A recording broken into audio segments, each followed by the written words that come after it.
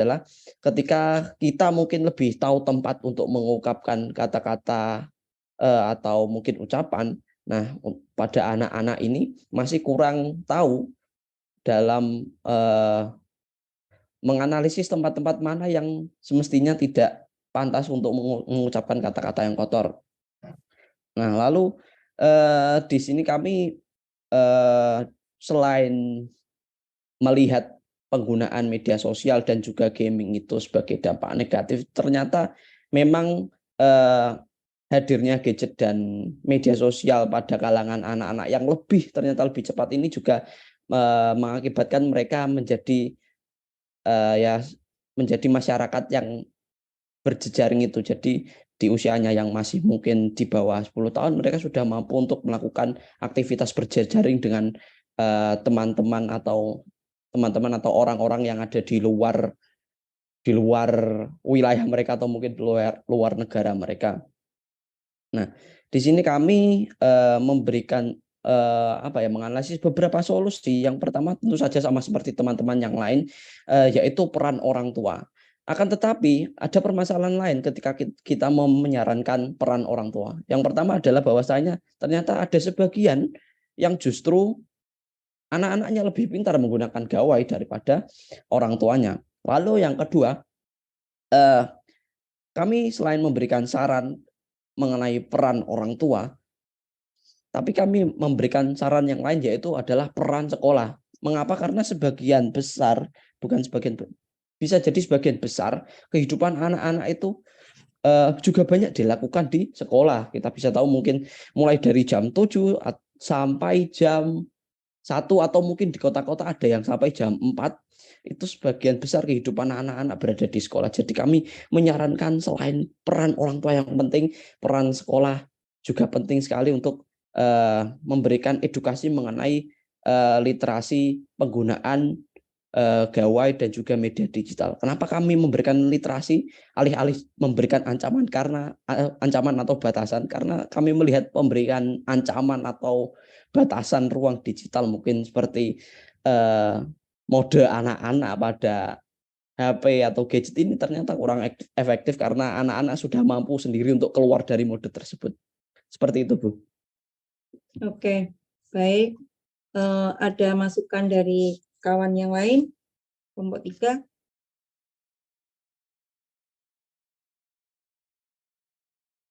Ya, kalau tidak ada lanjut kelompok 4. Silakan. Ya, baik Bu, saya dari kelompok 4. Mbak Hawa. Oke. Ya, jadi kemarin kami itu mendiskusikan tentang adanya fenomena konten media sosial itu yang dimayoritaskan itu konten anak-anak. Jadi selama COVID banyak sekali muncul akun-akun media sosial itu yang berkembang itu karena adanya konten media anak kecil. Jadi kayak dari orang tuanya yang awalnya cuma iseng-iseng upload konten anak mereka, tapi ternyata disukai oleh netizen.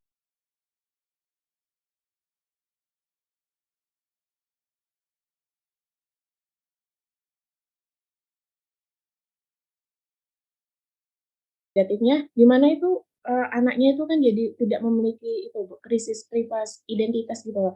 Krisis privasi identitas itu jadinya sebenarnya yang di sini itu yang lebih ditekankan tuh oleh orang tuanya. Jadi padahal itu kan anaknya itu yang dijadiin bahan konten itu kan belum mengerti dunia media sosial yang nantinya ke depannya itu dia belum tentu dapat uh, dapat menghadapi dunia media sosial di kedepannya. Soalnya kan media sosial itu dunia luas sekali ya Bu ya.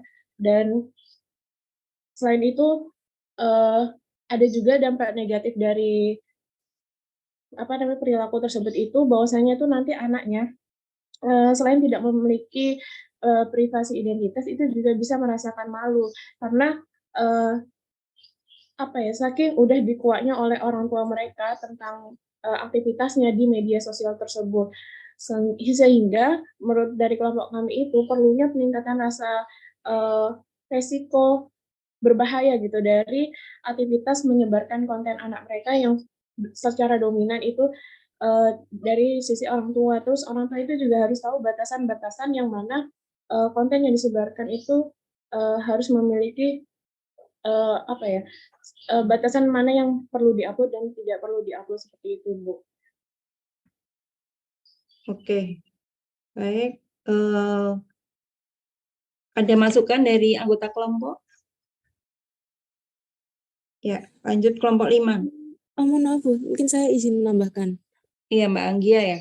Iya, itu tuh kan dari konten tersebut itu sebenarnya orang tua itu kadang tanpa sadar melakukan eksploitasi anak karena kadang itu konten kan juga menghasilkan uang juga ya Bu. Itu tuh kadang mungkin ada dorongan dari orang tua juga karena dapat uang itu sehingga kadang anaknya juga diminta melakukan A sampai Z gitu, melakukan berbagai hal. Nah, dorongan itu tuh juga terjadi karena netizen itu sering minta Bu. Jadi netizen itu kadang juga kurang mengetahui bahwa anak kecil tuh seharusnya nggak diperbolehkan terlalu expose di kamera, tapi banyak sekali yang meminta kayak, "Minta upload kayak gini dong Kak, minta upload kayak gitu." Akhirnya orang tua itu melakukannya tanpa sadar dan itu kan privasi anak semakin lama semakin menipis ya Bu, seperti itu.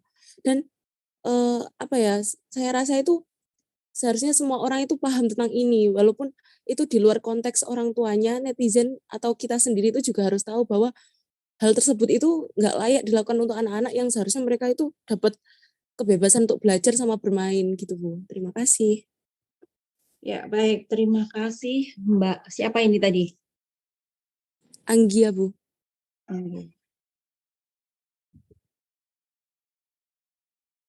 Baik, kelompok berikutnya, kelompok 5. Silakan kelompok 5. Baik Putri, jadi kami dari kelompok 5. Fenomena yang kami ambil terkait dengan kecanduan media sosial, terutama YouTube bagi anak-anak. Jadi seperti yang kita ketahui bersama bahwa anak-anak ini sekarang sudah bisa menggunakan gadget dan mengakses YouTube sebagai bahan hiburan mereka. Namun tidak semua konten di YouTube itu informatif dan bermanfaat bagi anak-anak. Banyak ditemukan konten dari para YouTuber dewasa yang sering sekali mengeluarkan kata-kata kasar dalam video mereka. Nah, menggunakan kata-kata kasar oleh para YouTuber itu bisa berdampak buruk bagi anak karena anak itu bisa meniru perilaku dari yang dia lihat. Dan berdasarkan beberapa data yang kelompok kami temukan, media itu berperan sangat penting bagi anak sebagai teman mereka. Di mana pada usia 8 tahun, anak-anak itu mulai lebih menyukai temannya daripada orang tua mereka dalam mengajarkan perilaku atau cara berpakaian hingga cara berbicara. Jadi dalam hal ini anak itu cenderung meniru perilaku dari teman-temannya. Dalam hal ini media itu termasuk salah satu sosok teman bagi anak-anak. Dan seperti yang kita ketahui bersama bahwa tidak semua media itu memberikan contoh perilaku yang baik untuk anak. Terkadang hiburan yang ada di media itu tidak sesuai dengan usia anak. Dan anak-anak itu kerap terpengaruh oleh YouTuber atau influencer dalam berkata-kata. Jadi, sekarang sering ditemui anak-anak yang kerap berkata kasar dan meniru kata-kata kasar dari para YouTuber tersebut karena mereka merasa bahwa, berkata kasar itu menurut mereka itu keren, seperti itu, Bu. Lalu bagi kelompok kami solusi yang ditawarkan, pasti pertama peran dari orang tua itu sangat penting dalam menghadapi fenomena ini. Namun, bagi kelompok kami, melarang anak untuk tidak mengakses YouTube itu bukan merupakan solusi yang tepat untuk mencegah anak meniru perilaku buruk dari media itu. Jadi, kami membaca dari pakar parenting mengatakan bahwa orang tua itu tidak bisa mematikan semua tayangan di dunia agar anak itu tidak terpapar. Jadi cara yang baik untuk, mencegah hal tersebut adalah dengan mengajari anak-anak untuk berpikir kritis tentang apa yang mereka tonton atau, hubungannya dengan kehidupan nyata. Mungkin bisa dimulai dengan menanyakan kepada anak, tontonan apa yang, kamu lihat, terus, manfaat apa yang didapat dari tontonan itu. Itu bisa meningkatkan, berpikir kritis dari anak itu sendiri. Lalu, orang tua juga harus mendampingi anaknya dalam menonton tayangan dari YouTube ataupun TV, sehingga tontonan yang ditonton oleh anak itu bisa tetap terpantau. Lalu, cara yang dilakukan tersebut dengan memantau anak itu bisa dibilang cukup baik untuk membangun kedekatan dengan anak. Jadi jika anak mulai menunjukkan hal yang buruk dari yang ia lihat dari tayangan media, orang tua itu bisa menegur dan orang tua bisa mengatakan kepada anak bahwa selama ini tuh mereka mengawasi anak mereka dalam menonton YouTube, seperti itu, Bu. Lalu untuk peran dari pustakawan sendiri, yang pertama sebagai pustakawan kita bisa menyediakan bahan bacaan yang sesuai dengan umur anak, lalu juga bisa membuat, inovasi seperti membuat video animasi yang menarik tentang bagaimana cara menggunakan media sosial dengan cara yang aman dan bertanggung jawab, serta bisa di-upload di sosial media perpustakaan. Dan dengan hal ini tuh pustakawan bisa menjalin kerjasama dengan orang tua untuk memberikan pemahaman tentang penggunaan media sosial yang aman dan bertanggung jawab seperti apa. Dengan kerjasama antara orang tua dan pustakawan tersebut, anak akan mendapatkan dampingan dan bimbingan serta pengawasan dari orang tua terkait dengan penggunaan sosial media. Seperti itu, Putri. Terima kasih. Oke, baik. Selanjutnya masih ada? Masih Putri, kelompoknya sampai 8. Oke, silakan kelompok berikutnya. Kelompok 6 ya? Ya, baik Putri, saya dari kelompok 6 mau mempresentasikan hasil diskusi Ini kami. siapa ya? Saya Bu Shalom. Oke, silakan Mbak Salam. Ya, jadi dari hasil diskusi kami kemarin, kami menangkap suatu fenomena di mana internet itu bisa diakses di mana saja dan kapan saja dan oleh siapa saja. Nah, dari kemudahan akses internet tersebut, kami menangkap satu kasus di mana ada seorang anak yang mengakses online shop dan membeli barang-barang dengan nominal yang tidak sedikit, dan itu cukup merugikan. Tapi tidak dapat dipungkiri bahwa kita melihat kemudahan akses internet itu dari sisi negatifnya saja. Bahkan internet itu sudah menjadi kebutuhan kita untuk memilih makanan, main, belajar, dan mencari hiburan, itu semuanya bisa diakses melalui internet. Nah, dikutip dari kominfo.go.id, studi yang dilakukan oleh Kementerian Komunikasi dan Informatika itu menemukan bahwa 98% dari anak-anak dan remaja tahu tentang internet. Dan mereka ini memiliki 3 motivasi utama dalam mengakses internet, yaitu untuk mencari informasi, terhubung dengan teman lama dan baru, dan juga menggunakan internet sebagai hiburan. Nah, dampak positif dari menggunakan internet bagi anak-anak, selain anak-anak itu memanfaatkan internet sebagai sarana hiburan seperti main game dan lain-lain, anak-anak itu juga bisa memanfaatkan internet sebagai sumber belajarnya. Karena internet itu memberikan kemudahan bagi anak-anak untuk mengakses sumber informasi dan pelajaran. Dan juga internet ini dapat menjadi sarana bagi anak untuk bersosialisasi dengan teman sebaya lainnya. Kemudian, selain dampak negatif, kami juga berdiskusi tentang apa dampak negatif dari internet ini sendiri. Nah, dampak negatif yang kami dapatkan itu dapat dilihat dari 2 aspek, yaitu secara fisik dan juga secara psikis. Yaitu yang pertama adalah sulit berkonsentrasi, di mana ketika anak ini sudah mulai kecanduan internet, maka anak tersebut akan sulit berkonsentrasi dan akan menghabiskan terlalu banyak waktu untuk menggunakan gadget atau gawai mereka, sehingga ketika mereka sulit berkonsentrasi, ini akan mempengaruhi juga dalam proses belajar mereka. Kemudian yang kedua adalah kesulitan bersosialisasi. Walaupun dari sisi positifnya tadi, internet ini dapat mempermudah mereka bersosialisasi dengan teman sebayanya dari tempat yang jauh mungkin, tapi di sisi lain ini juga membuat mereka kesulitan bersosialisasi, karena jika terlalu banyak menghabiskan waktu sendirian dengan bermain gawai, anak-anak ini juga berisiko mengalami penurunan kemampuan dalam berinteraksi sosial. Karena hal ini akan membuat anak lebih jarang berinteraksi secara langsung dengan orang-orang di sekitarnya. Kemudian, dan anak ini mungkin akan lebih mudah merasa tidak nyaman atau tidak percaya diri untuk berinteraksi dengan orang lain secara langsung. Kemudian yang ketiga adalah gangguan perilaku, di mana anak-anak ini cenderung memiliki imajinasi yang lebih luas dari orang dewasa.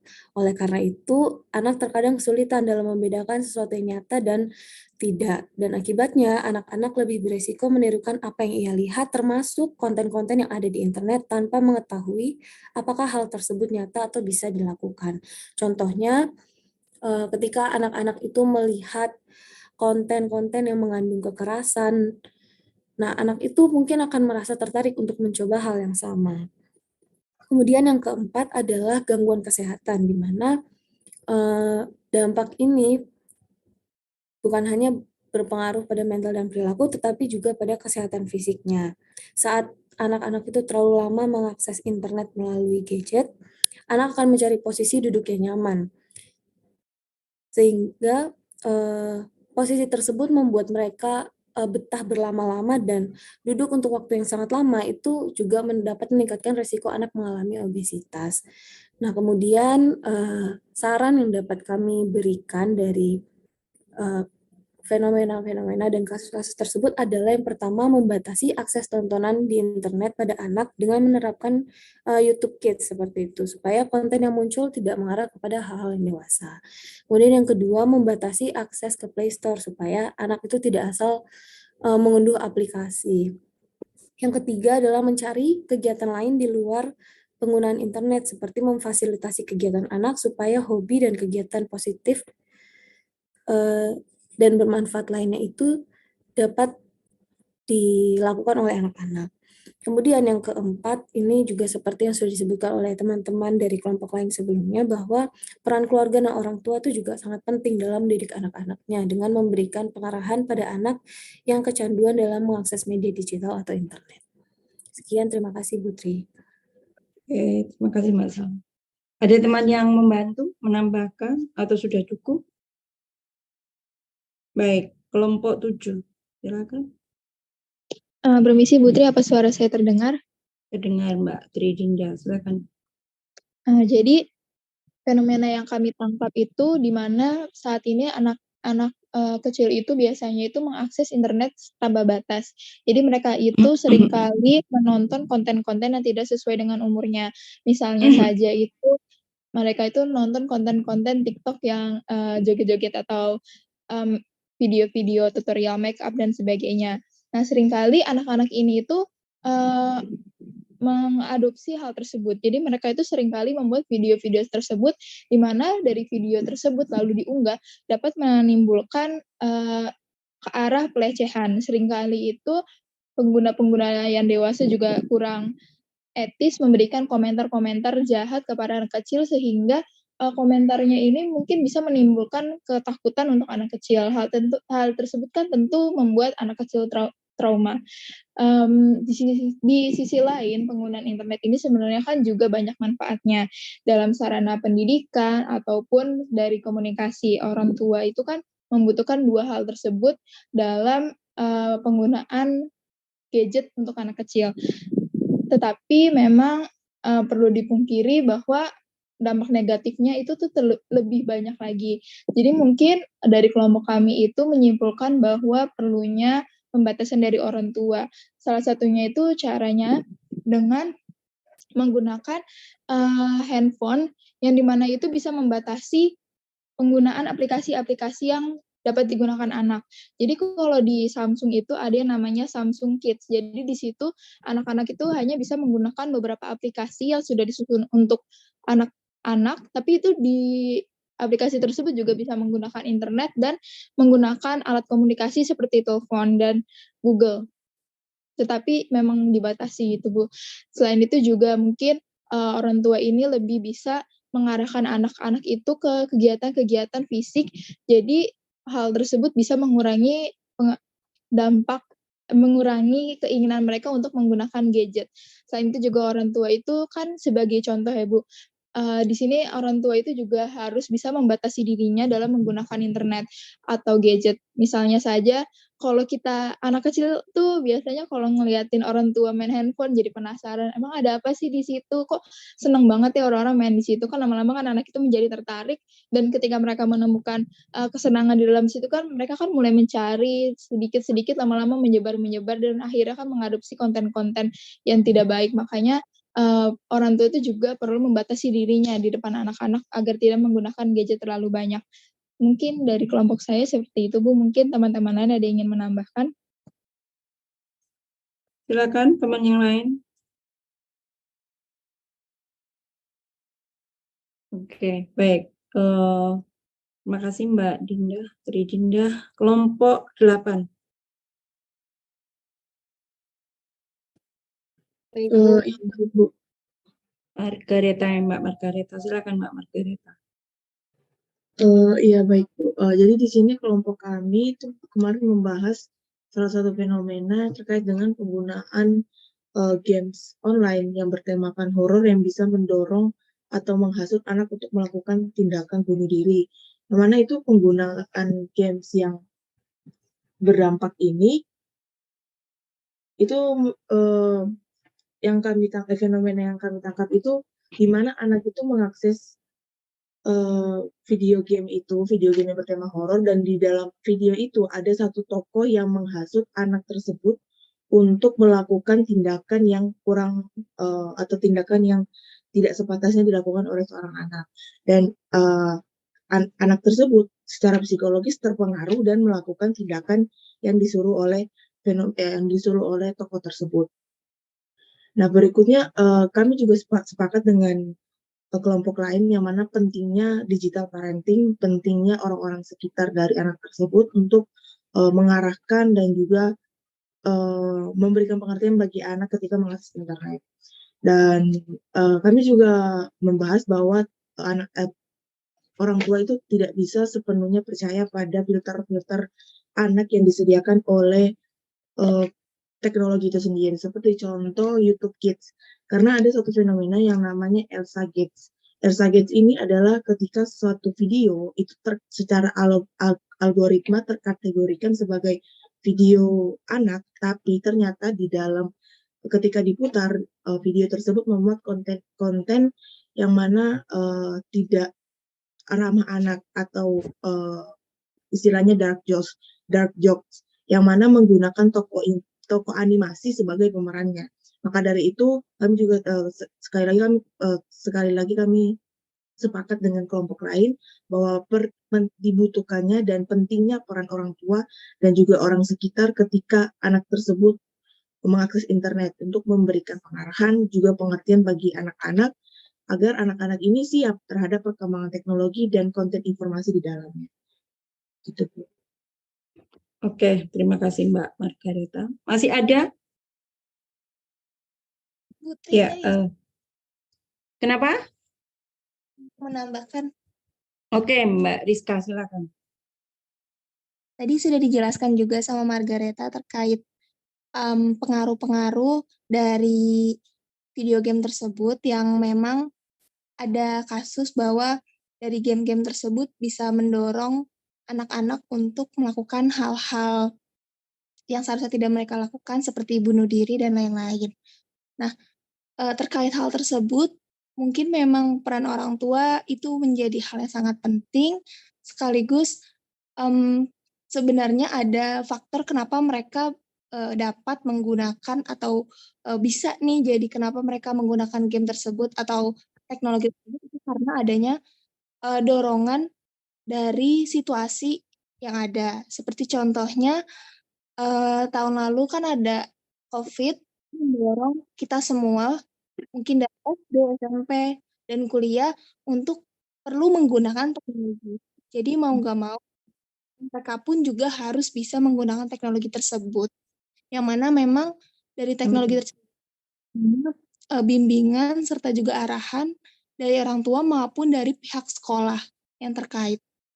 Jadi dari adanya kejadian-kejadian tersebut dan fenomena tersebut seharusnya dari orang tua, dari pihak sekolah dan lingkungan sekitar yang memang ada harus saling mendorong dan saling mendukung, bukannya malah memberikan pengaruh negatif dan mengambil kesempatan dengan adanya situasi seperti itu. Terima kasih, Bu. Oke.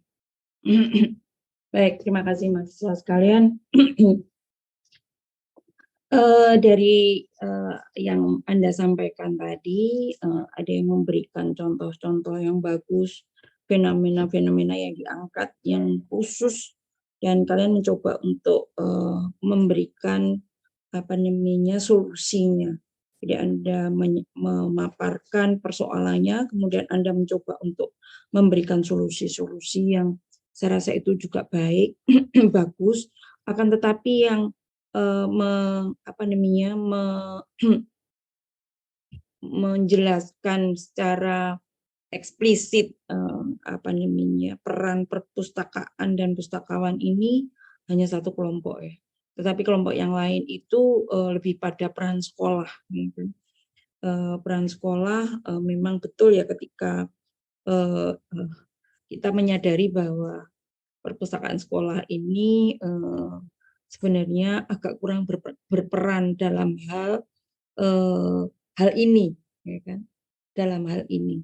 Jadi karena keberadaan perpustakaan sekolah sendiri itu sebenarnya kurang eksis gitu, sehingga untuk memberikan bantuan atau solusi terhadap persoalan-persoalan yang ada di sekolah itu juga mungkin kurang ada tanggapan, atau karena juga mungkin terkait dengan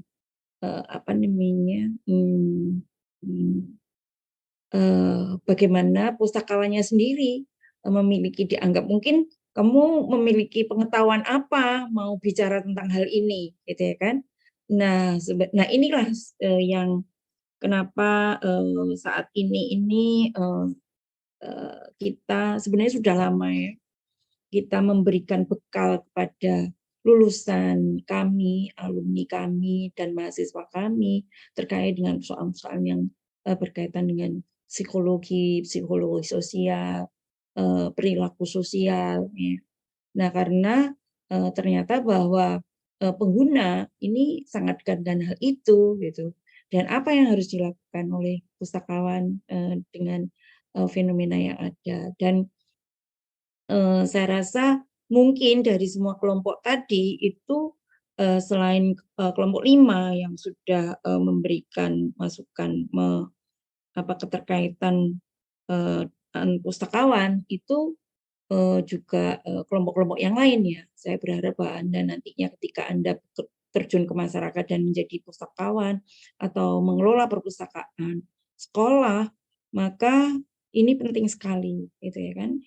Tadi juga keterkaitan dengan masyarakat itu sebenarnya juga masyarakat juga secara luas ya, artinya bahwa yang suka melakukan ini adalah netizen atau teman yang karena mereka salah satu tadi disebutkan juga menyampaikan bahwa berkawan gitu, menggunakan media sosial untuk mencari teman atau berteman, dekat dengan teman. Nah, ternyata bahwa teman-temannya inilah yang melakukan kekerasan terhadap anak ya. Nah, luar biasa apa yang sudah Anda sampaikan, dan saya berharap bahwa ke depan Anda memiliki kepedulian yang tinggi hal-hal yang sudah terjadi di masyarakat. Anda tahu bahwa akibatnya tidak hanya trauma, ya Anda tadi ada yang menyebutkan trauma, tetapi juga akibatnya sampai kepada mereka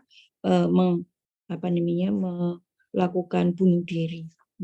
Nah, ini kan sayang banget gitu bahwa seorang anak yang masih punya masa depan yang panjang, tetapi harus mengakhiri hidupnya hanya gara-gara menggunakan teknologi informasi yang kurang benar atau tidak menguasai dengan benar. Akan tetapi juga itu tadi bahwa anak ini walaupun dia pandai, tapi secara kejiwaan dia belum dewasa gitu, belum bisa memutuskan mana yang baik, mana yang tidak. Ya, tadi ada kelompok yang juga memberikan saran yang juga bagus bahwa bagaimana spiritualitas ini juga penting gitu. Walaupun itulah sebenarnya karena begini, sebenarnya ketika di dalam agama apapun itu melarang kita melakukan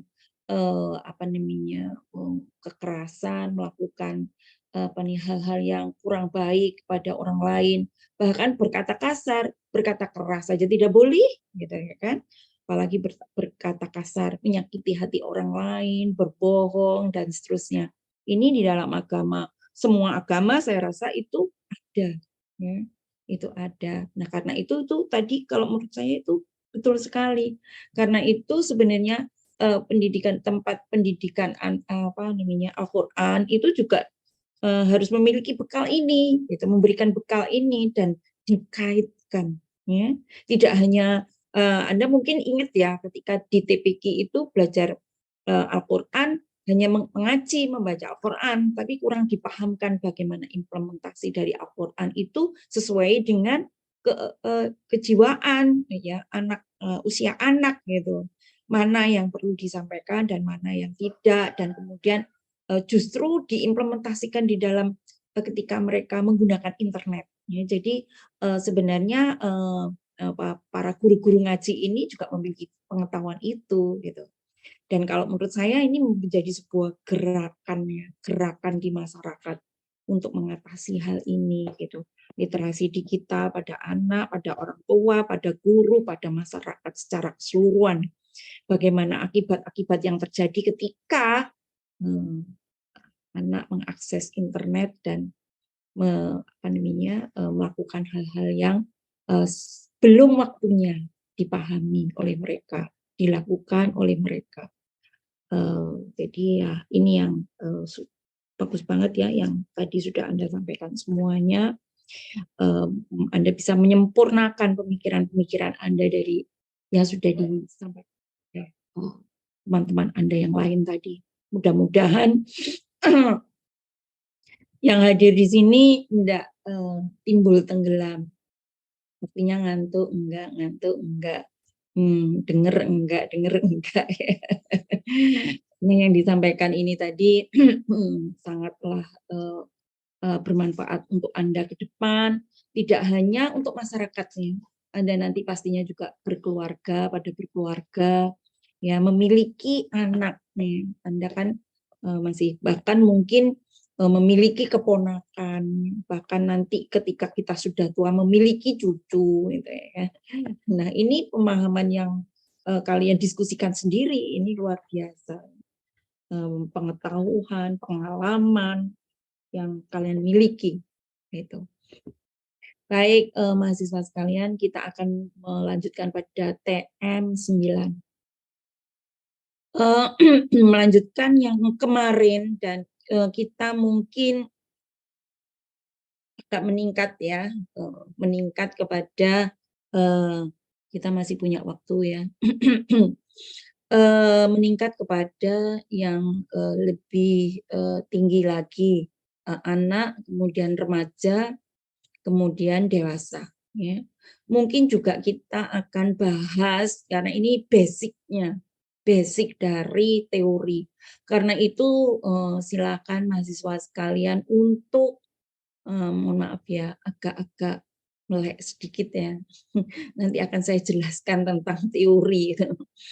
Jadi karena juga saya minta sama Anda mendiskusikan, kemudian Anda mengirimkan rekamannya atau di pertemuan berikutnya kalian menyampaikan hasil diskusi. Seperti itu ya, tidak perlu bentuknya tidak perlu ditulis, tetapi direkam hasil diskusi Anda. Dan saya sungguh menghargai hasil diskusi Anda, luar biasa. Itu bisa menjadi pengetahuan kita semua, menjadi bekal kita semua untuk peduli. Dan peduli tadi, ketika kita peduli, maka orang lain juga akan peduli sama kita. Akan ada pahala yang luar biasa. Nah, kita melihat pada demografi pengguna ya, pengguna internet ini. Jadi kita akan lihat bahwa seperti apa sih sebenarnya manusia ini. Kita bicara soal psikologi, tapi saya mungkin ke arah psikologi sosial. Walaupun tadi Anda juga menyampaikan bahwa bisa aja klinis ya. Akibatnya, dampaknya itu bisa klinis. Bisa orang rusak ya, rusak jiwanya, rusak badannya. Ya, menjadi edik, kemudian bahkan ada yang nggak mau makan ketika mereka sudah ada di depan bermain gadget, ya. Lupa makan, lupa waktu, lupa segalanya, ya kan. Kemudian mereka menjadi keracunan, bahasanya toksit ya, atau apalah ya. Nah, edik bahasa ilmiahnya. Nah, itu bisa merusak jiwa. Nah, ini yang akan kita bahas secara psikologis. Nah, penduduk yang menggunakan saat ini pasti luar biasa. Hampir seluruh orang itu menggunakan internet, kecuali mereka yang tidak mampu. Akan tetapi kalau kadang-kadang yang nggak mampu pun mereka berusaha. Nggak bisa makan tapi bisa beli data. Nah, ini saat ini seperti itu yang terjadi, ya. Semua orang karena kebutuhan, sudah menjadi kebutuhan. Mungkin hanya sekitar 20% penduduk Indonesia ini yang tidak menggunakan internet, atau ya sedikit 30% lah, 70-30. Secara demografi hanya kita lihat bahwa anak ini yang paling tinggi, ya, ternyata gambarnya. Kemudian remaja, kemudian dewasa, dan lansia yang paling sedikit. Anak dan remaja inilah pengguna terbesar, ya. Dan ini yang yang menyedihkan. Kemudian penggunanya ternyata lebih banyak laki-laki daripada perempuan, ya, karena perempuan ini masih ada istilah-istilah gagap teknologi dan seterusnya, atau mereka memang nggak menggunakan karena ketidakmampuan.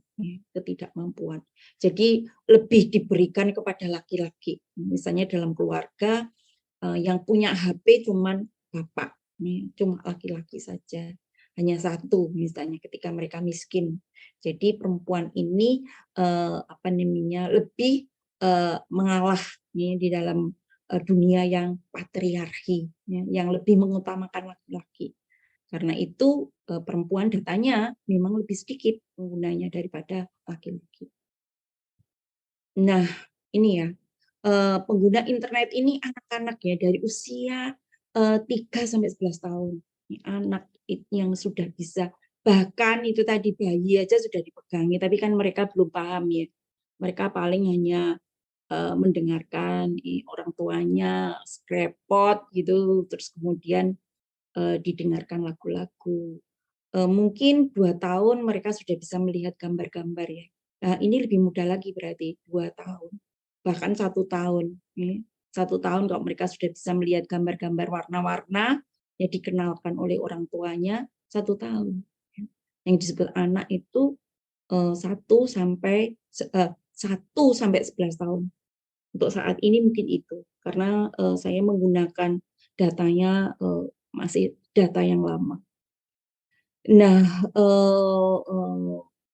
ketika anak muda, maka kita menyebutnya dengan remaja, ya, SMP, kemudian SMA. Nah, perguruan tinggi ini Anda sudah tidak masuk ya. Anda ini sudah nggak masuk remaja ya, sudah tua. Enggak, maaf, dewasa muda. Dewasa muda, nah ini ya. Semesternya sudah semester tinggi, kan? Kemudian masih kuliah yang di perguruan tinggi ya, kemudian bekerja atau bahkan mereka ada yang sudah menikah. Ya. Ini yang kita sebut dengan dewasa muda dan dewasa. Nah, dewasa muda inilah yang di perguruan tinggi yang sekitar ini, gitu, semester 5 sampai 8. Sementara semester 1 sampai 4 ini masih remaja, masuk anak muda. Ya. Nah, sementara kita mengelompokkan lagi lansia, laki-laki dan perempuan 60 tahun ke atas. Nah, semua ini sebenarnya Anda bisa menelitinya menjadi kajian nantinya, ya. Kalau Anda sekarang ini sudah memiliki proposal skripsi yang sudah lewatnya. Akan tetapi ke depan ketika Anda sudah bekerja, karena Anda ini ke depannya diharapkan untuk menjadi seorang peneliti, ya, akademisi, peneliti, researcher. Ya. Nah, karena itu pemahaman ini penting, gitu. Karena itu mata kuliah ini saat ini sudah diberikan pada semester angkatan tahun di bawah Anda. Ya. Judul mata kuliahnya berbeda, kajian informasi dan psikologi. Karena itu tadi ternyata bahwa banyak sekali mahasiswa yang menggunakan atau meneliti terkait hal ini, ya, terkait dengan fenomena yang tadi Anda sebutkan tadi itu sekian banyak itu tadi, itu baru anak, ya kan? Belum anak muda, belum remaja, belum anak muda, dewasa, dan lansia. Ya. Seperti yang ini persoalannya berbeda-beda. Gitu. Permasalahan yang terjadi berbeda-beda. Semua orang yang hadir di sini itu bisa melakukan kajian seluruhnya. Misalnya saja membuat khusus proposal skripsi terkait dengan hal ini sudah jadi skripsi semua, ya kan? Atau menjadi kajian semua. Jadi terkait dengan fenomena ini itu luar biasa. Satu hal saja fenomena terkait dengan kelompok 1, kelompok 2 sampai kelompok 8 yang fenomenanya itu macam-macam. Ya kan? Terdiri dari berbagai hal, ya. Terdiri dari berbagai hal. Dan itu ada sekolah, ada orang tua, ada masyarakat. Masyarakatnya sendiri itu juga waduh gitu ya kan, luar biasa masyarakatnya. Terdiri dari berbagai background pendidikan dan sebagainya, itu pun bisa dikaji persepsinya, ya kan, sikapnya, kemudian perilakunya. Jadi social behavior itu tadi, ya, persepsi, sikap dan perilaku. Itu seperti yang kemarin saya sampaikan bahwa ini terkait dengan psikologi. Jadi social behavior ini sangat terkait dengan psikologi sosial, yang akhirnya berkembang dari social behavior menjadi psikologi sosial dan social science. Nah, ada teori-teori yang terkait dengan persoalan ini yang sangat mendasari ketika juga terkait dengan persoalan kaitannya dengan sosial. Ini kita melihatnya diawali bahwa psikologi itu teorinya yang mendasar adalah psikoanalisisnya Sigmund Freud dan Lacan. Lacan ini pakai C ya, Erikson-nya pakai K, salah semua. Ketik-ketik. Jadi kemudian ada Carl Jung dan masih banyak lagi psikoanalisis ini teoritisnya. Saya mau ingatkan pada Anda, kalau sekarang Anda didorong dan diharapkan untuk menggunakan state of the art atau teori-teori yang baru, tetapi Anda harus tetap mempelajari grand teori. Sigmund Freud, Lacan, Erikson, Jung, ini adalah adalah grand teori. Orang selalu itu teori sudah lama, sudah jadi teori jadul itu ya enggak bisa orang baru itu membuat teori baru. Tetap saja dia menggunakan grand teori ya sebagai basicnya. Kemudian dikaji, diteliti, dan hasil dari kajian itulah sebenarnya yang namanya state of the art, ya. Teori perkembangan baru, ya.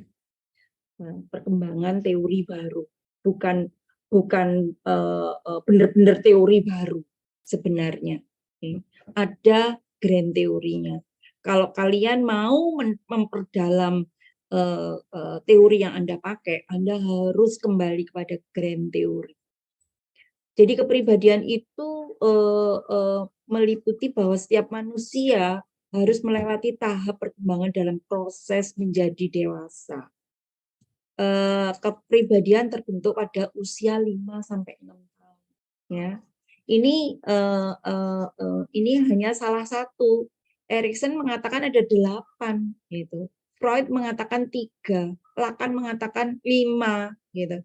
satu hal aja, Jung 5 kalau tidak salah. Karena Lacan ini lebih ke kualitatif, ya. Freud lebih ke kuantitatif, Erikson juga gitu. Lacan yang psikoanalisisnya lebih ke kualitatif, ya. Seperti ini, karena itu, nah tahap-tahap kepribadian ini dari pemikiran Freud, ya, kita pakai pemikiran Freud karena grand teori awal psikologi itu adalah Sigmund Freud, ya. Jadi kepribadian itu diawali dari oral, anal, palus, laten, genital, kemudian ada dewasa, awal, baya, dan senja. Jadi ini tahap-tahap kepribadian yang sangat mendasar. Jadi tahap awal ya bayi itu oral, merasakan dari sentuhan dimanapun, ya kan. Dari sentuhan yang awal adalah bayi itu menyusu, ya kan. Kemudian mengeluarkan kotoran, ya. Kemudian mengenal alat reproduksinya dan menjadikan itu hal yang sesuatu yang mendasar, ya. Hal-hal yang mendasar yang dirasakan, ya kan, rasakan. Mulai dari 3, 4, 5 ini terkait dengan persoalan alat reproduksi baik laki-laki maupun perempuan. Nah, ini melalui tahap-tahap awal, baya, senja, ya kan. Seperti apa proses 1 sampai 5 ini pada awalnya. Pada awal dewasa awal ini berbeda dengan anak-anak, remaja, ya kan. Dewasa awal, baya dan senja ini pastinya berbeda gitu dalam hal kepribadiannya. Ya. Membentuk yang seperti apa ketika ini 1 sampai 5 pada anak, ya kan? Membentuk hal yang seperti apa? Kemudian membentuk hal yang seperti apa ketika itu dewasa awal, kemudian baya, kemudian senja. Ya. Nah, ini bahwa menurut aliran pemikiran psikoanalisis bahwa perilaku seseorang itu lebih rumit daripada apa yang dibayangkan orang tersebut, ya. Bahwa orang itu berperilaku itu sebenarnya sebenarnya lebih rumit, gitu. Rumit dari yang dia bayangkan. Misalnya karena terkait dengan ini tadi tahap-tahap kepribadiannya, ini yang membuat seseorang itu sebenarnya kompleks, ya, memiliki hal-hal yang kompleks. Nah, kepribadian tadi mendasari munculnya struktur kepribadian. Kepribadian yang dasar tadi mendasari struktur kepribadian. Jadi ada yang namanya ide, adalah impuls negat, agresif, ya, libinal. Ya. Prinsipnya lebih kepada kesenangan. Ide namanya adalah sesuatu hal, dorongan yang lebih ke arah sesuatu yang menyenangkan. Nah, ini juga seperti itu, anak, dewasa awal, anak, remaja, dewasa awal, kemudian dewasa yang agak lanjut dan lanjut. Tadi istilahnya apa ya? Dewasa baya, ya. Dewasa baya, dewasa awal, dewasa senja, dewasa. Jadi itu yang sebenarnya akan membentuk struktur yang berbeda, kepribadian yang berbeda. Ketika itu terkait dengan soal kesenangan. Jadi mungkin Anda coba mengingat kembali ketika anak-anak dulu, ya kan, dalam proses 1 sampai 5 itu apa yang dilakukan, ya. Suka apa, kan? Suka apa? Ketika dewasa awal apa yang dilakukan? Kemudian ketika dewasa yang lebih lanjut tadi apa yang dilakukan? Ya, baya, dewasa baya, apa yang dilakukan? Kemudian senja, apa yang dilakukan 1-5 yang terkait dengan persoalan kesenangan. Persoalan kesenangan. Kemudian nah ini apa namanya yang berikutnya, kepribadian yang berikutnya adalah adanya ego. Ego ini adalah melaksanakan sistem nilai terhadap dunia luar yang menilai dunia dalam. Sistem nilai yang ada di dunia luar yang menilai dunia dalam. Ya, ego. Ada id ya, yang ke arah kesenangan, kemudian ada ego, dilaksanakan. Nah, dilaksanakan dari dunia dalam ke dunia luar, ini itu yang disebut dengan ego. Ego kita. Ada id, ada ide, kemudian kita ingin melaksanakan. Kemudian ada super ego, bagian dari moral yang menjadi filter kita. Jadi sebenarnya kita semua, kalian semua ini ya kepingin mokel.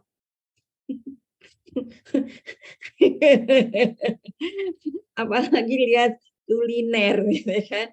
Kemudian ada gambar-gambar yang luar biasa, penawaran kalian lewat Pujasera, ya kan. Yang sekarang ini kalian ke mall aja dulu rasanya.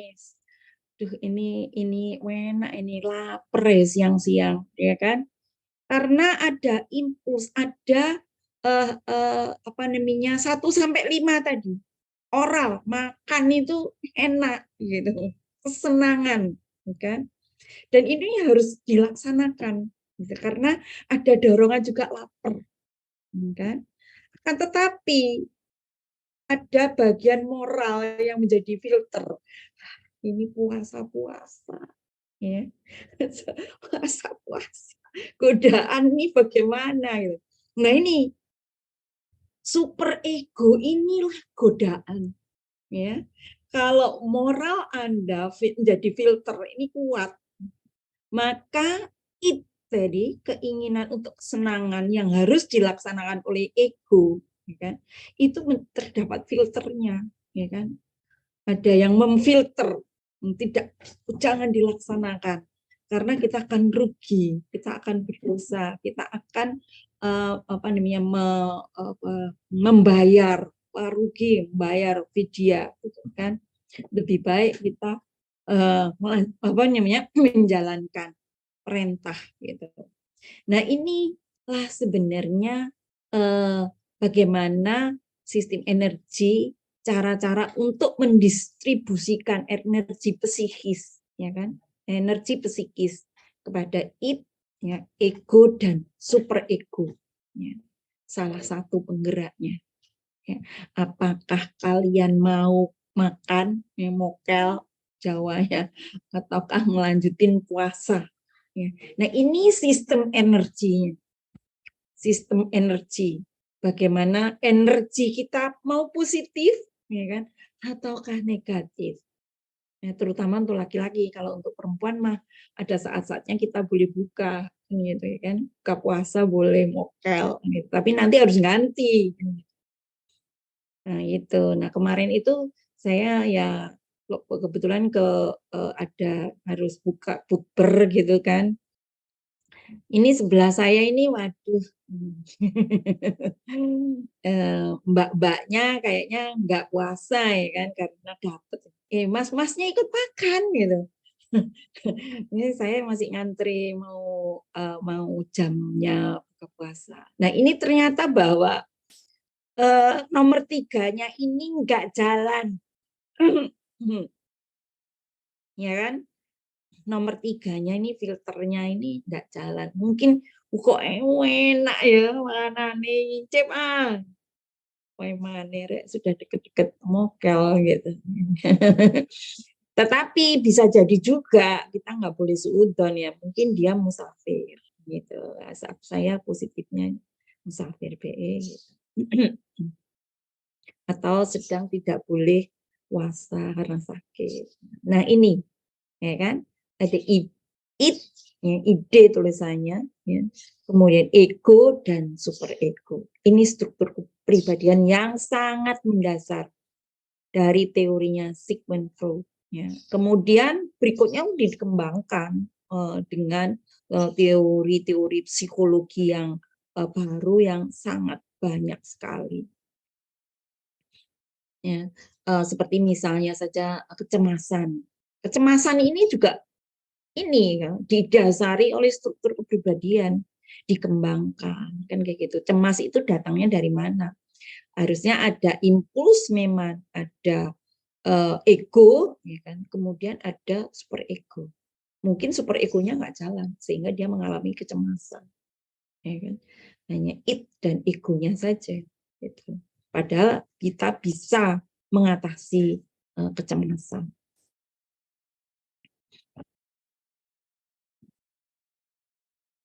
Nah, ini terkait dengan social role theory. Jadi terkait dengan human behavior dan social environment. Kalau nggak salah itu HBSE ini singkatannya. Saya nggak ketemu lagi, saya lupa juga ngambil di mana, baca di mana. Nah, interaksi antara individu, kelompok, dan masyarakat, sistem ekonomi itu juga berpengaruh. Jadi sistem sosial itu di mana mereka tinggal ini sangat berpengaruh terhadap perilaku, peran, perilaku, interaksi ya, antar individu, antar kelompok ya, di dalam sistem ekonomi maupun sistem sosial, ya, sistem sosial yang ada di mana mereka tinggal. Nah, inilah sebenarnya apa namanya yang penting untuk kita pahami gitu, bahwa ego dan super ego itu dipengaruhi juga oleh social role tadi. Social role-nya seperti apa? Peran sosialnya seperti apa seseorang itu? Dia berada di dalam sebagai individu, dia anggota masyarakat, dan dia berada tidak hanya di sistem ekonomi, tapi juga sistem sosial. Ya. Agama, budaya, politik, dan seterusnya. Ya. Ini luar biasa. Bagaimana ego dan super ego tadi berjalan sebagai suatu sistem. Ya, sistem energi. Apakah misalnya saja aku mau jadi penjahat, gitu kan, it-nya. Karena apa? Karena bisa dapat uang itu kan menyenangkan, kan gitu kan. Nah, karena ada dorongan, waduh, ini mau lebaran ini. Nah, gitu kan. Tetapi ketika dia sholat maghrib, ada ceramah bahwa melakukan kejahatan itu bahkan pada bulan puasa akan mendapatkan apa namanya masuk neraka yang lebih dalam gitu dan nggak bisa keluar lagi barangkali seperti itu, ya kan? Nah, dorongan. Padahal Allah itu sebenarnya sudah mengunci yang namanya setan, iblis, dan sudah dipenjara. Tetapi ini tadi super egonya nggak jalan, it-nya lebih tinggi dan egonya sangat tinggi. Nah, ini bisa diteliti. It dan ego seperti apa yang mendorong orang itu untuk melakukan kekerasan, ya, melakukan bullying, melakukan, kalau kita implementasikan dengan tadi gitu, fenomena-fenomena tadi dikaji dengan teori yang mana ya gitu. Apakah ada it, ada ego gitu. Dan apakah sekarang ini tadi kan sudah ada kan yang menyampaikan terkait dengan religius, ya kan? Nah, ini apakah sudah menipis super ego ya? Apakah kita ini sudah mulai tidak lagi berjalan terkait dengan persoalan spiritualitas super ego? Nanti kita akan lihat gitu. Apakah betul demikian? Kalian coba cari nanti bahwa fenomenanya yang seperti apa kelihatannya ini, kejadian ini bahwa itu tidak jalan super egonya. Yang berjalan adalah it dan ego. Bagaimana ketika super ego ini lebih tinggi daripada it dan ego? maka kita akan mengalami aman, sejahtera, bahagia, seperti itu ya. Ketika spiritualitas atau superego itu dominan di dalam sistem energi. Nah,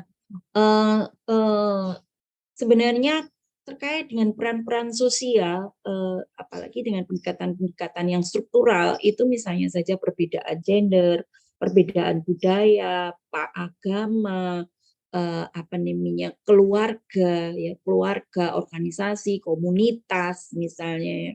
Ini juga bisa mempengaruhi perilaku yang berbeda, ya, terhadap peran-peran sosialnya, ya laki-laki, perempuan, ya bagaimana budayanya, seperti yang saya sampaikan dalam budaya patriarki, maka yang diutamakan adalah laki, sehingga perempuan seringkali mengalami diskriminasi. Seringkali ketika perempuan mengalami diskriminasi, maka perempuan itu bisa mengalami banyak hal, ya kan?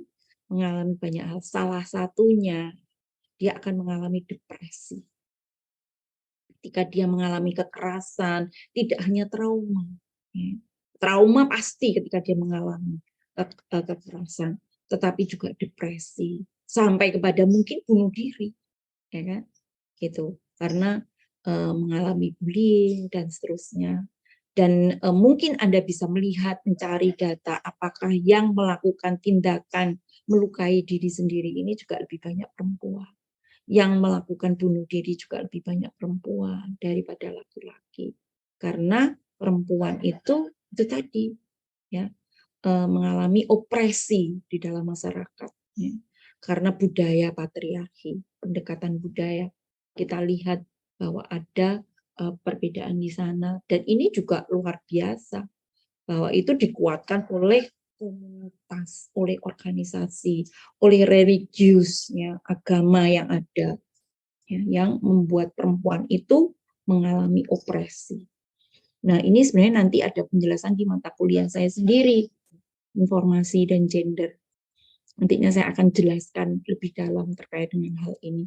Tapi supaya Anda tahu bahwa perempuan itu mengalami opresi, diskriminasi, marginalisasi, subordinasi, labelisasi, kekerasan, bukan beban ganda. Jadi ada sekitar 7 opresi yang dialami oleh perempuan. Sehingga perempuan ini datanya itu miskin paling banyak. Ya, pendidikannya lebih rendah daripada laki-laki, menguasai teknologi juga lebih tidak menguasai, gaptek gitu. Dan gaptek itu menjadi label untuk perempuan. Korban ojol kayak gitu itu juga perempuan. Pinjol ya. Korban pinjol itu juga perempuan lebih banyak. Karena ada konstruksi, ada pengaruh budaya, ada opresi di dalam masyarakat. Kalau dia tidak cantik, kalau dia tidak menggunakan skincare, maka dia mengalami diskriminasi.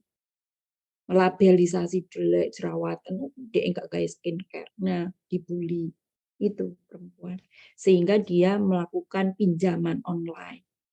Kalau dia tidak menggunakan pakaian yang kekinian, ya K-pop misalnya, itu dibully. Diomongin sama teman-temannya, sehingga dia melakukan pinjaman, dia mengalami perasaan opresi, jadi tekanan, yang tekanan perasaan akhirnya menjadi tekanan jiwa, ya. Dan dia kemudian dikejar-kejar sama debt collector, tambah lagi.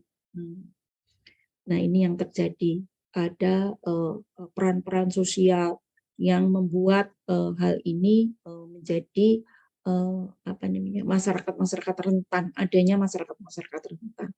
Peran-peran sosial, perbedaan menurut budaya, perbedaan menurut jenis kelamin, perbedaan yang terjadi, banyak sekali perbedaan yang membedakan jenis kelamin itu yang akhirnya berbeda di dalam segala bidang. Nah, juga termasuk mereka yang inklusif, social inclusion atau inklusif sosial, masyarakat rentan. Melansia ini termasuk masyarakat rentan. miskin termasuk masyarakat rentan, anak termasuk masyarakat rentan, ya termasuk ini, disabilitas termasuk masyarakat rentan. Dan ini semua bisa Anda teliti dari yang tak obrolkan ke Dabrus ini. Masih ada waktu ya. Baik. Nah, ini ketika kita kaitkan dengan pelayanan di perpustakaan. Adakah selama ini Anda mendengar, melihat, berkunjung ya, yang memberikan layanan terkait dengan permasalahan-permasalahan, tidak cuma akses informasi, ketersediaan informasi, tetapi juga informasi lebih jauh, informasi yang menolong permasalahan masyarakat. Permasalahan masyarakat, usernya ini punya banyak masalah. Itu apa yang dilakukan? Apakah ada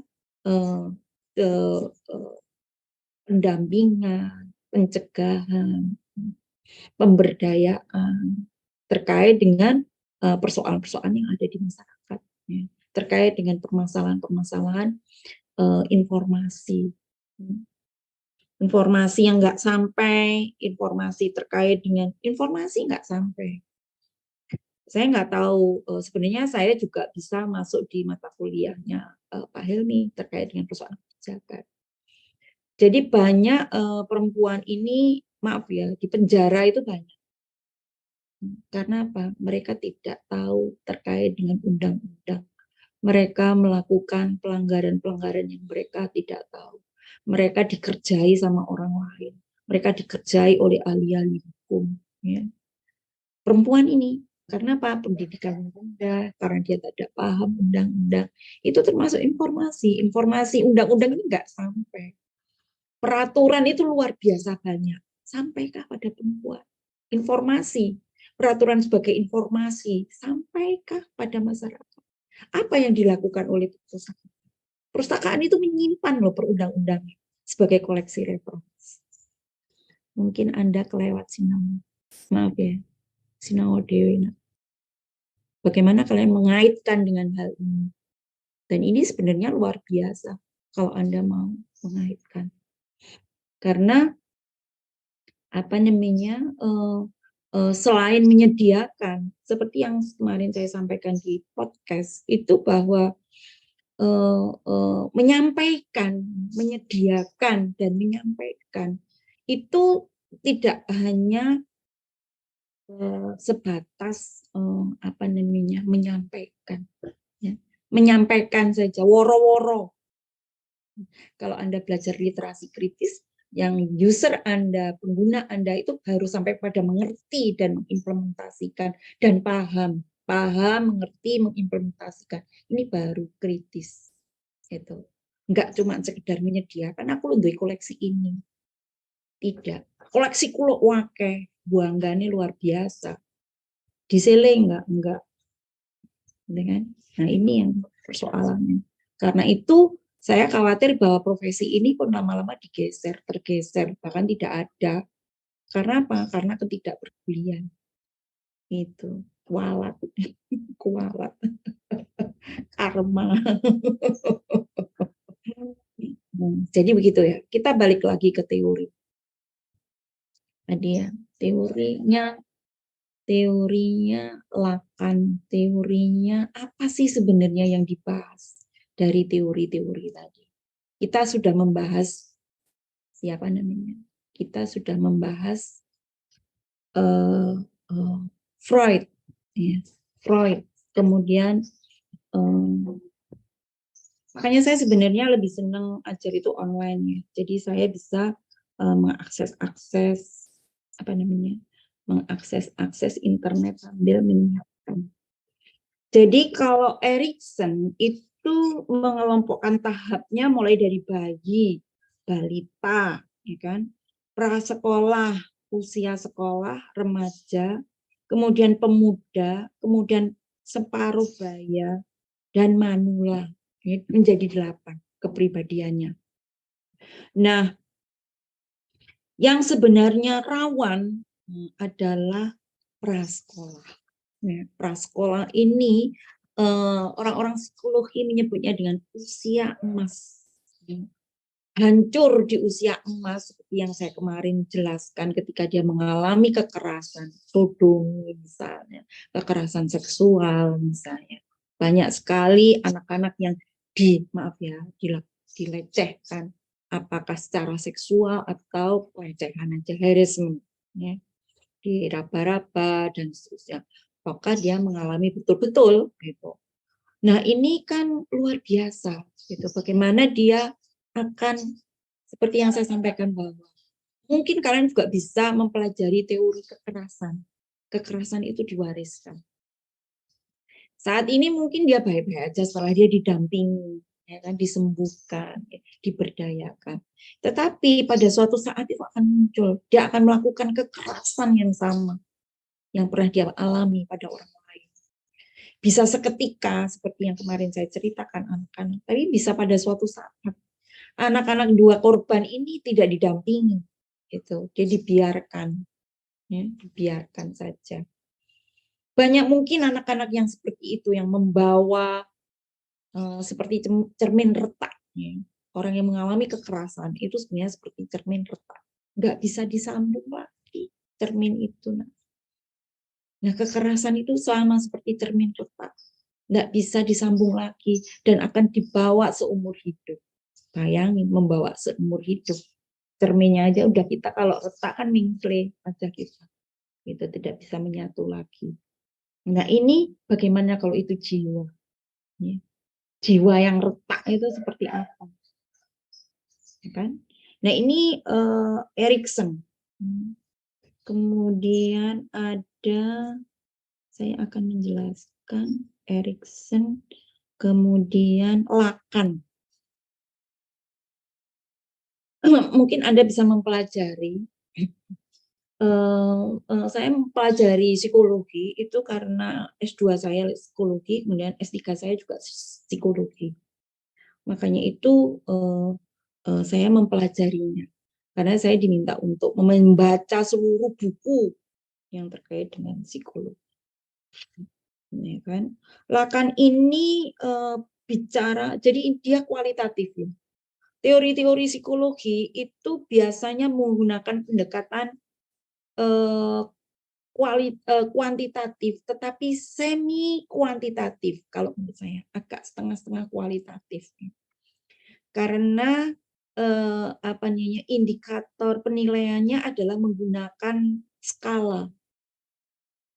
Skalanya adalah sangat setuju, ya kan, setuju, ya kan, dari pernyataan, dari sebuah pernyataan. Karena itu agak antara kualitatif dan kuantitatif, bisa diangkakan, bisa pernyataan itu diangkakan, persepsi, sikap, perilaku, ya kan, jangan salah ya nak ya. Persepsi, sikap, perilaku itu kalian mengujinya dengan skala. Nah, kalau Lacan ini kualitatif. Yang dikaji adalah hasrat. Semuanya itu awalnya grand teorinya adalah Sigmund Freud. Ya, tapi kalau id, ego dan super ego, ramuan dari sistem energi itu bisa diukur dengan diangkakan. Ya kan? Tetapi kalau Lacan, hasrat itu tidak bisa diangkakan. Hasratku dan hasrat kalian itu berbeda-beda. Hasratku ingin membunuh berbeda dengan hasrat kalian ingin membunuh nyamuk. Yang punya background pernah kena DB pasti lebih ganas gitu membunuhnya, ya kan? Daripada saya. Saya kan belum pernah, insya Allah, aduh astagfirullah, mudah-mudahan enggak ya. Tapi beda gitu loh. Yang pernah mengalami kekerasan itu hasrat ingin melakukan pembunuhan, membalas dendam itu pasti tinggi dibandingkan orang yang tidak pernah mengalami kekerasan. Tapi sekali lagi bahwa ada super ego, ada yang pasrah, menerima. Ya. Karena itu kepedulian itu harus dibangun. Kalian pedulilah pada korban-korban. Kalau kalian sendiri pernah menjadi korban, maka kalian harus membangun super ego yang tinggi. Ya, bahwa itu kalian harus menerima dengan ikhlas sehingga dendam itu tidak kalian bawa seumur hidup. Ya. Dan ini perlu pendampingan siapa gitu, psikolog gitu. Tidak ada salahnya pustakawan juga memberikan pendampingan, ya kan, mengarahkan pada lembaga psikologi gitu. Paling tidak itu yang dilakukan, memberikan informasi yang sesuai dengan persoalan, bisa membaca, bisa mengakseskan psikolog murah, bayarin 30.000. Ya betul ya. 30.000 atau 80.000. Mas Riki tahu ya? Berapa nak? Belum 30. pernah Bu, jadi tidak Oh, tahu. belum pernah. Ke depan kamu harus menyediakan layanan itu. Layanan informasi koleksi ya, informasi plus layanan untuk pendampingan, penyembuhan, pencegahan. Pencegahan bisa kalian lakukan ya. Kalian ini punya yang namanya pendidikan pemakai. Bisa kalian bikin pendidikan pemakai. Bisa kalian tambahkan selain bagaimana mengakses perpustakaan, tapi juga bagaimana kalian peduli pada pengguna-pengguna kalian. Topik-topiknya bisa bermacam-macam sehingga pendidikan pemakai ini juga bermanfaat, ya, bermanfaat untuk Anda. Kalian akan diberi dua belah mata untuk itu. Selain ketika dia sudah parah, cerminnya sudah hancur, maka ini perlu pengobatan gitu. Klinis gitu. Psikologi itu harus sampai klinis ya. Ketika dia sudah hancur. Ya, tadi ya, cermin retak ibaratnya tadi. Tapi kalau super egonya tinggi, walaupun dia retak dia akan jalan. Karena Tuhan itu Maha Pengatur. Gimana nak?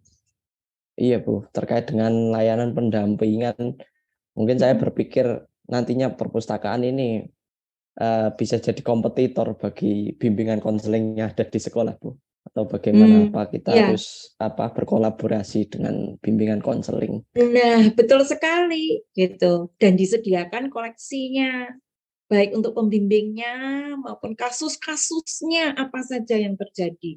Mungkin pembimbing-nya itu sudah tua-tua, gak paham kekinian, anak ini kenapa kok mau melukai dirinya sendiri, bunuh diri, itu malah DE sendiri pusing 7 keliling. Dan supaya tahu bahwa psikolog itu juga perlu psikiater yang lain. Gitu. Ketika dia dicurhati hal-hal yang luar biasa, jangan kalian pustakawan menerima curhatan itu, kalian stres. Ya. Kalau kalian tahu kan pernah dicurhati teman gitu, yang kaitannya dengan psikologisnya, kalian pasti stres, ikut stres. Nah inilah sebenarnya tadi yang terkait dengan hasrat penelitiannya kualitatif. Beda dengan sikap, persepsi, dan perilaku, itu kuantitatif. Sekali lagi ingat ya, supaya kalian mempelajari mana teori-teori yang kuanti, mana teori-teori yang kuali. Jangan salah, kuali dikuantikan, kuanti dikualikan. Kemarin bimbingan saya langsung saya minta rubah, padahal ini sudah deadline ya, BWS sudah mau DO semester ini, tapi ya nggak bisa, ya salah dia menggunakan teori perilaku. Gitu. Saya minta untuk menggunakan teori yang kualitatif, fenomenologi. Nah, gitu ya mahasiswa sekalian, sekali lagi bahwa kalian mesti harus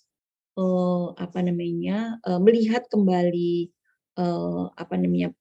fenomenanya apa, menggunakan teori apa, dan teori itu harus dipelajari dengan benar. Ya. Supaya apa? Supaya Anda ketika mau melakukan analisis, dimensi teorinya apa? Bagaimana Anda mau melakukan analisis kalau dimensi teorinya nggak ketemu? Dimensi teori, kemudian state of the art-nya ada nggak? State of the art itu penting. Ya, penting buat apa? Buat Anda membantu analisis, diskusi teoritis. Kenapa kok lebih, kenapa kok kurang? Ya. Kenapa kok berpengaruh? Kenapa kok ada dorongan? Nah, ini yang diskusi teoritis itu ada di situ. Nah, mahasiswa sekalian, mungkin itu ada yang ingin didiskusikan, silakan. Ya Bu, saya izin bertanya. Atau mungkin teman-teman ada yang mau bertanya terlebih dahulu? Silakan. Ya Bu, jadi saya kalau berpikir mengenai membuat program yang berkaitan dengan psikologi di perpustakaan sekolah, katakanlah perpustakaan SD atau mungkin sekolah-sekolah negeri, yang saya pikirkan itu yang pertama tidak mendapat ridho dari beberapa pihak. Yang pertama dari guru-guru BK. Lalu yang kedua dari sistem pekerjaan yang ada di pustakawan sekolah negeri itu sendiri, bahwasanya mungkin program-program yang ingin kita buat itu tidak ada di job desk perpustakaan yang diberikan oleh pemerintah pada kita sebagai pustakawan. Lalu yang ketiga adalah waktunya kapan. Jadi ketika kita membuat program ini artinya kita juga perlu memikirkan waktu kapan program itu dilaksanakan. Dan ini lagi-lagi kita harus berdiskusi lagi dengan mungkin wakil kepala sekolah bidang kesiswaan untuk menganggarkan waktu yang disediakan untuk perpustakaan itu, Bu. Ya, itu betul sekali Bu, ya. seperti itu. Jadi beberapa mahasiswa saya, bimbingan saya yang kebetulan dekat ya secara pribadi, itu mengeluhkan memang ketika mereka terjun ke masyarakat atau bekerja di perpustakaannya, mereka ini nggak bisa berkutat, artinya dia terbawa sistem, ya, terbawa sistem, susah untuk membuat program, ya, susah untuk membuat program. Dan itu kelemahan. Kebetulan saya itu mendampingi provinsi dan kabupaten kota di Jawa Timur ya. Jadi saya menyeleksi program-program dinas, termasuk dinas perpustakaan. Dan dinas perpustakaan itu kelihatan bahwa mereka itu tidak bisa membuat program. Dan kenapa dinas-dinas perpustakaan itu juga anggarannya tidak terlalu besar. Gitu, kecuali, nah ini dia, kecuali didampingi oleh kita gitu. Jadi Badan Arsip dan Perpustakaan Kota Surabaya awal pertama kali saya dampingi itu anggarannya cuma 400 juta. Setelah saya dampingi dia meningkat menjadi 2M. Meningkat lagi menjadi 4M dan terakhir 25M. Ya, tapi kemudian turun lagi karena kesulitan untuk melakukan laporan keuangannya. Membutuhkan tenaga yang luar biasa karena nggak sedikit kan anggaran yang terserap di sana. Dan realitasnya itu memang susah untuk meningkatkan minat baca. Ya kan? Indikatornya itu tidak bisa diukur.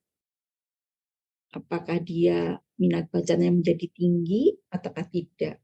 Akhirnya anggaran itu hanya dipakai untuk ada sekian taman bacaan, 800 taman bacaan.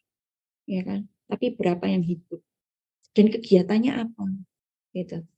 Kegiatannya itu menggantikan kegiatan sekolah, ya kan? Dan membantu orang tua. Ya kan? Menjadi media untuk belajar. Ya, itu bagus saja, gitu kan. Tetapi juga ada hal-hal yang sebenarnya lebih urgent dari itu, kalau menurut saya. Nah, ini yang sebenarnya ini terkait dengan ketika satu kabupaten itu minta saya evaluasi perpustakaannya dan dia membuat sosialisasi dan pelatihan kepada anak-anak remaja di pinggir hutan. Yang kemudian ketika dilaksanakan pada siang hari, yang hadir hanya anak perempuan. Kemana anak laki-lakinya? Nih, Ternyata anak laki-lakinya tugasnya kalau siang hari itu mencari kayu. Maka program itu nggak sampai. Ya kan? Program itu nggak sampai. Dan ternyata bahwa saya bilang ke mereka, ulang lagi program itu. Karena kasihan anak laki-laki, mereka nggak dapat pelatihan. Nah, akhirnya diselenggarakan pelatihannya setelah maghrib. Baru anak laki-lakinya ada. Nah, seperti ini. Bagaimana sebenarnya kalian peduli dulu, kemudian baru meningkat sensitif. Sensitif terhadap apa? Terhadap gender, laki-laki, perempuan, budayanya, ya. Kemudian pola-pola perilaku yang ada di masyarakat seperti apa. Sehingga kalian bisa menjadi agent of change untuk itu. Gitu.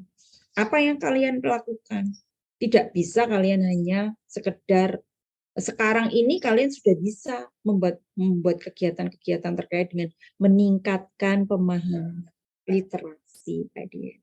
Tapi saya berharap bahwa literasi kalian itu tidak hanya sekedar bisa membaca, menulis, ya kan, mereview, tetapi lebih tinggi lagi mengimplementasikan dalam menyelesaikan persoalan. Nah, ini sudah pemberdayaan. Gitu. Kalian bisa melakukan pencegahan pada pendidikan pemakai, program pendidikan pemakai untuk melakukan pencegahan. Pencegahan macam-macam. Ini psikologi tok ini, nak. Belum sosial, belum ekonomi, politik. Ya kan? Ketika pemilu gini, sebenarnya kalian juga bisa melakukan di pendidikan pemakai kalian. Ini nanti mata kuliah informasi dan politik. Tuh. Sendiri, ada sendiri. Gitu. Dan ini bisa masuk di dalam pendidikan pemakai. Dan koleksi yang kalian sediakan. Gitu. Ketika masyarakat itu menurun minat bacanya, ya kalian membacakan. Maaf ya nak ya, aku dulu itu senang sekali nonton wayang kulit. Karena aku nggak perlu baca. Mengurangi bacaanku. Nah, aku datang mendengarkan. Ya kan? Informasi dari pemerintah ada di cerita itu. Gitu ya, nak ya. Nah, bagaimana kalian mengemasnya? Nah, ini kemasan informasi. Seperti apa kalian mengemasnya? Menjadi apa? TikToknya mek gorojok, nyanyi-nyanyi, goyang-goyang tok. Gitu. Menunjukkan perpustakaan ini loh koleksinya ini. Yeah. Ada perpustakaannya lebih bagus daripada yang kalian TikTokan. Perpustakaan TikTokan. Tapi lebih kepada sesuatu yang bermanfaat. Gitu. Program itu bisa Anda bikin. Apakah bentuknya nantinya bisa live di YouTube, ya kan? Bentuknya bisa di TikTok, di Instagram. Gitu. Tapi sesuatu hal yang melebihi hanya sekedar koleksi. Ya koleksi itu menjadi bagian penting gitu. Tetapi di balik koleksi itu gitu. Itu namanya budaya, wacana. Itu yang menjelaskan Bu Rahma. Wacana, cultural study. Bagaimana mewacanakan, membuat sebuah wacana. Oke, mahasiswa sekalian, kayaknya aku terlalu menggebu-gebu ya. Kalian tak bang ngantuk, tak ceritani itu tadi ya, storytelling pagi-pagi. Baik, mahasiswa sekalian, mungkin sedikit itu yang saya bisa bagikan. Kalian diskusi kembali terkait dengan materi saya hari ini. Dan sampaikan sebelum kuliah minggu yang akan datang. Kuliahnya masih minggu yang akan datang itu bertempuk-tempuk. Nah, saya juga ngajar teori sosial kalau nggak salah untuk mahasiswa yang angkatan baru. Tanggal 17 toh, pagi sama jadwalnya, terus dibagi tadi. Separuh kalian teori sosial. Karena itu Mbak Ambar, saya minta tolong untuk mencarikan jadwal ganti kuliah. Ya. Kalau nggak salah juga ada tanggal 17 itu sesuatu hal di departemen. Dan kalian juga kayaknya pengen pulang, Bu. Mas Rizky ke Rembang ya. Pulang kampung Nggih, Bu. enggak? Langge. Waduh, nggih pulang, Bu. Makanya kuwi 17 ini aku mau online semua. Ya, karena bersamaan tolong diganti. Saya nggak tahu kalian yang ngalah atau teori sosial yang ngalah. Atau dua-duanya ngalah karena mau dipakai apa, nggak ngerti aku Senin pagi itu. Kayaknya kuliahnya Bu Rahma atau siapa 17 pagi. Jadi minta tolong cari waktu ya nak ya. Malam juga nggak apa-apa toh. Kalian tadarusan nggak? Tadarus enggak? Enggak. Super egonya rendah. Sekali-sekali aja lah. Nah, kalian dapat ilmu juga bermanfaat nanti untuk masyarakat. Itu akan menggandengmu pergi ke surga. Gitu ya. Minta tolong ya mahasiswa sekalian ya. Cari jadwal, beritahu saya. Terima kasih atas perhatiannya. Mudah-mudahan bermanfaat untuk kalian dan kita semua. Saya tutup. Wassalamualaikum warahmatullahi wabarakatuh. Waalaikumsalam warahmatullahi wabarakatuh. Terima kasih. Terima kasih semuanya, terutama Mbak Ambar. Tolong Mbak Ambar ya bikin jadwal, carikan waktu. Saya tutup ya. Ini kok gak tutup.